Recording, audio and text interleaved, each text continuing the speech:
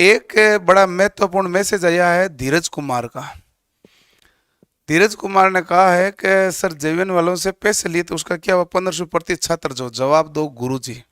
मैं जवाब देता हूँ। पहली बात, दो तीन बातें मैं बताता हूँ क्योंकि आपको बातें बतानी जरूरी है, आपको पूरी चीज़ें पता चलनी चाहिए। सबसे पहली बात है कि कोई पैसे मेरे द्वारा नहीं लिए गए हैं। मैं आपको पूरी बात बताऊं। सबसे पहले आपके एग्जाम में नंबर की लेके मिस्टेक्स थी। सभी बच्चों में टेक्निकल हेल्पर मिस्टेक थी। सभी बच्चे विद्युत विभाग गए, विद्युत विभाग वालों ने वहां से कहा भाई आप यहाँ से चले जाइए, तो बच्चों ने कोर्ट का रुख किया। कोर्ट का रुख किया तो उस दिन 200-300 के आसपास बच्चे होंगे, वो गए अमरूद के बाग। वहां से मुझे कॉल किया गया कि सर हम यहाँ पर हैं, आप यहाँ आइए, और ये विभाग वाले सुन नहीं रहे। मैं वहाँ गया, फिर मैंने वहाँ पर कार्तिक सर को बुलाया, फिर कार्तिक सर आए। फिर वहाँ पर कार्तिक सर के कोई जानकार एक एडवोकेट थे, नितिन चौमाल सर, उनको बुलाया। नितिन चौमाल सर आए। जब वो वहाँ पर आए और उसके बाद उन्होंने बच्चों से सारी बात पूछी, सारा ग्राउंड समझा भाई कि इस भर्ती का क्या मामला है, किस कारण दिक्कत हो रही है। तो उस भर्ती में जो पूरा मामला उन्होंने समझ के उन्होंने कहा कि देखो बच्चों, मैं आपसे कोई 1 रुपया फीस नहीं लूँगा, जितने भी आ जाए हो मैं 1 रुपया फीस नहीं लूँगा, जो प्रोसेसिंग फीस है वो मैं पिंडेल सर से लूँगा। मैंने कहा था ओके। मैंने उन सर को, पिंडेल सर ने उनको दे दिया प्रोसेसिंग फीस, जो उन्होंने वकील में जो कागज तैयार करने में लगते हैं, और किसी बच्चे से कोई पैसे नहीं लिए गए। उसके 3-4 दिन के बाद वापस उस नए बच्चे और इकट्ठे हुए, जो बच्चे उस दिन पहले दिन नहीं आ पाए, उस दिन इकट्ठा हुए। मैं वहाँ नहीं था। बच्चे अपनी मर्जी से अपने ग्रुप में मैसेज के सर्कुलेट से इकट्ठा हुए। इकट्ठा हो गए और वो वकील साहब से मिले, तो वकील साहब ने कहा कि जो पहले दिन आए थे उनका मैं केस फ्री लड़ रहा हूँ, अब जो नया बच्चा आएगा उनसे मैं 3000 रुपये लूँगा। तो वहाँ पर सारे बच्चों ने 3-3 हज़ार रुपये इकट्ठा करना शुरू कर दिया था। उसी समय मुझे फ़ोन किया गया था सुनील राठौड़ के द्वारा, जो टेक्निकल हेल्पर का हमारा ऑफलाइन स्टूडेंट था, और उसके बाद उसने कोटिले में थोड़ा बहुत काम भी किया था, 2-4 महीने काम भी किया था, और ऑफलाइन स्टूडेंट संकल्प बैच का था, वो भी 1-2 नंबर से रहा हुआ था। उन्होंने फ़ोन किया कि सर कुछ बच्चे हैं जो वकील साहब से बात करके 3-3 हज़ार रुपये ले रहे हैं। मैंने कहा क्यों? कि नहीं, उन्होंने कहा कि अब नए बच्चों की जो है केस लड़ेंगे उनसे 3-3 हज़ार रुपये लूँगा मैं। तो मैंने वकील साहब को फ़ोन किया, मैंने कहा 3-3 हज़ार रुपये तो ज़्यादा है, आप ऐसे नहीं क्या सर, आपके कारण मैंने पहले को फ्री कर दिया, लेकिन अब जो नए बच्चे आएंगे उनसे मैं फ़ीस लूँगा, क्योंकि पहले दिन से जितने भी आए थे उन नीडी बच्चों को मैंने फ्री कर दिया और सभी को मैं फ्री नहीं कर पाऊँगा। फिर उस दिन क्या हुआ था, फिर उस दिन मैंने उनको कहा फिर आप ये मत करो, आप अभी 1500 रुपये ले लो, जब ये केस जीत जाए तो बाकी 1500 ले लेना। कहा ठीक है। फिर सभी बच्चों से 1500 रुपये लिए गए थे। फिर मैं वहाँ गया था, मैंने बच्चों को 5-7 बच्चे थे, मैंने कहा भाई जिम्मेदारी लेके आप आराम से इकट्ठा करके वकील साहब को दे दो और कोऑर्डिनेट उनसे कर लेना, ताकि आप सब मिल के काम करोगे तो आपका ईजी होगा। फिर वो केस लड़ा गया, केस टेबल पे गया, और जहाँ तक मेरी जानकारी है, आपकी भी जानकारी है, केस कोर्ट में अभी भी चल रहा है, केस अभी भी खारिज नहीं हुआ। अब कोई मुझे कहे कि सर आप तुरंत न्याय दिलाओ, वो तो मैं कोर्ट में हूँ नहीं, न मैं जज हूँ, न मैं वकील हूँ, ठीक है, केस आपका चल रहा है। उसी समय आपको पता होगा बच्चों के टोटल एक दिन के अंदर 6 केसों के बारे में सुनवाई हुई थी टेक्निकल हेल्पर के, जिनमें 4 केस तुरंत कैंसिल हो गए थे, केवल 2 ही केस बचे हैं, और वो 2 ही केस नितिन चौमाल सर के बचे हैं। चाहे तो आप उस डेट की जो कोर्ट की है वो नोटिस देख लीजिएगा, जिसमें एक तो था जो जिन बच्चों का फ्री लड़ रहे हैं, एक था जिन बच्चों का 1500 रुपये लेकर लड़ रहे हैं। जब केस अभी भी चल रहा है तो मैं उसमें क्या ही कर सकता हूँ। और वो दूसरी बात है कि मेरे द्वारा इस प्रकार का कोई लिए नहीं गए हैं और किसी ने मुझे दिए नहीं, न मैं ये कार्य करता हूँ और न मैं एडवोकेट हूँ। मैं एज ए स्टूडेंट के बुलाने पे गया था, वो भी मैंने पूरी आज आपको बात बताई, ताकि किसी बच्चे को ये कोई गलतफहमी न रहे, है कि नहीं। हाँ, वो कुछ नहीं, वो कुछ एजेंडा चलाते हैं, कुछ लोग एजेंडा चलाते हैं, उससे हमें कोई फर्क नहीं है।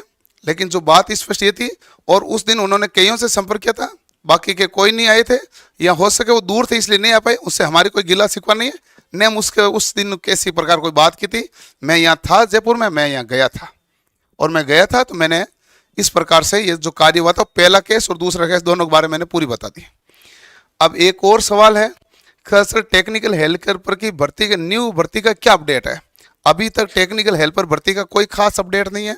मैं आपको प्योर जानकारी दे देता हूँ, अपडेट होता तो मैं निश्चित रूप से बताता, लेकिन अभी कोई अपडेट नहीं है। दूसरी बात है, टेक्निकल हेल्पर की भर्ती के लिए उपेंद्र जी से मिलना होता है या फिर संगठन बनाना होता है। सबसे पहले 10-20 बच्चों का संगठन बनाना जरूरी है। बिना संगठन बनाए कौन किसको क्या कह रहा है क्या पता चलेगा। इसलिए मैंने हर बार, मेरे पास कॉल आया, मैंने कहा आप आओ, साथ में 5-7 बच्चे लाओ, ताकि 10-15-20 बच्चे मिलकर एक संगठन बनाओ। नहीं तो हर कोई किधर से गोचा करेगा तो उस हिसाब से तो कैसे बात सुनी जाएगी, कैसे बात की जाएगी, कैसे बात कंप्लीट होगी। बात तो तभी कंप्लीट होगी ना जब आप एक संगठन के साथ काम करेंगे।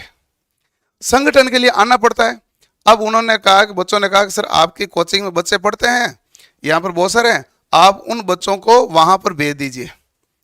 मैं किसी बच्चे को कैसे भेज सकता हूं, मुझे बताओ। मैं भेज देता हूं यदि मेरे पास वो टेक्निकल हेल्पर के स्टूडेंट होते हैं।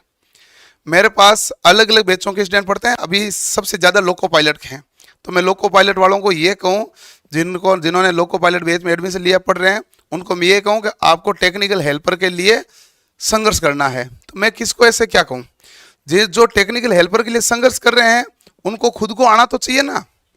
तो ये बच्चे भी साथ होंगे, इन बच्चों में भी ऊर्जा आएगी। अभी एक्चुअल मैंने एक मुकेश मीणा आया था बच्चा मेरे पास, तो मैंने उनको भी बताया, मैंने कहा देखो कि दिक्कत और कमी एक ही चीज की है कि बच्चों में अभी तक ऊर्जा नहीं है। पिछली बार एक बात कहने से जयपुर के अंदर 100, 200, 500 बच्चे आ जाते थे। अब की बार जितने फोन आए थे मैंने सभी को कहा आप आइए एक बार मिलते हैं, ताकि हम उपेंद्र जी से मिलें, विद्युत विभाग से मिले, सब काम करें। लेकिन आने को कोई तैयार नहीं है।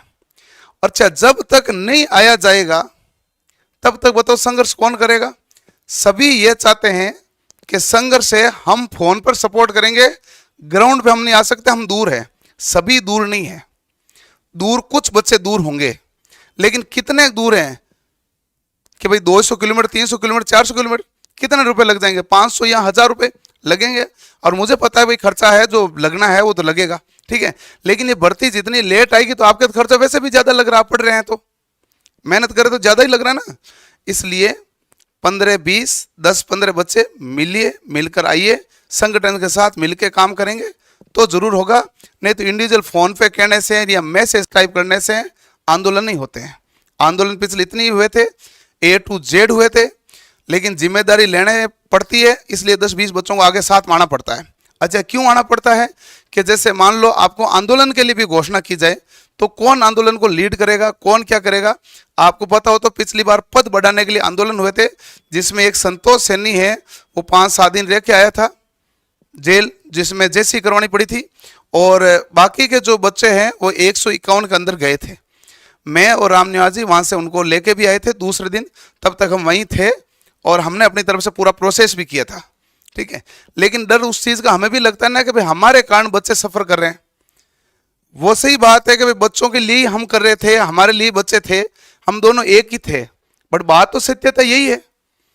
तो इसलिए यदि एक संगठन बनता है तो एक पॉजिटिव वे के साथ जो बात की जाती है उस बात को सही तरीके से सर्कुलेट हो जाती है सबके अंदर। नहीं तो सब कोई अपने अपने मन की बात कहेगा, कोई एक कहेगा तो कोई दूसरी कहेगा, कोई तीसरी कहेगा, कोई चौथी कहेगा। एक कहेगा तो आंदोलन कर लो, दूसरा कहेगा ऑनलाइन कर लो, तीसरा कहेगा मैं आपको टैग दे देता हूं और मैं आपको ये दे देता हूं टाइम और इस पर ट्विटर अभियान कर दो। ये तो एक बच्चे ने कहा। मैं कहता हूं कि एक संगठन हो 5, 7, 10 बच्चों का, जिससे कोई लीड कर सके। हम सब साथ में रहते हैं, आप सब साथ में, लेकिन होगा यही तभी मान ला होगा, ठीक है।